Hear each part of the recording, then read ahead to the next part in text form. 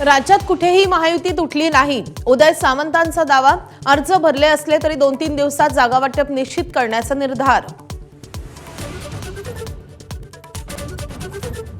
दक्षिण मुंबईत उमेदवारी अर्ज भरण्यावरून गोंधळ. वेळेत येऊनही अर्ज न स्वीकारल्याचा उमेदवारांचा आरोप.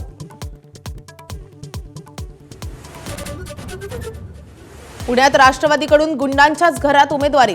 आयुष कोमकर हत्येतला आरोपी सोनाली आणि लक्ष्मी आंदेकर प्रभाग 23 मधून, तर गुंड गचा मारण्याची पत्नी प्रभाग 10 मधून, तर गुंड कुमार प्रभाकर नायरला प्रभाग क्रमांक 39 मधून उमेदवारी.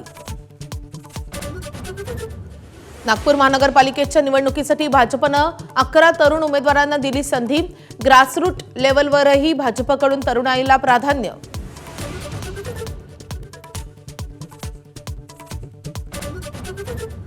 कल्याण डोंबिवलीमध्ये भाजपच्या 2 उमेदवारांची बिनविरोध निवड. प्रभाग क्रमांक 26 क मधून सौ आसावरी केदार नवरे, तर 18 अ मधून भाजपच्या रेखा राजन चौधरी यांची बिनविरोध निवड.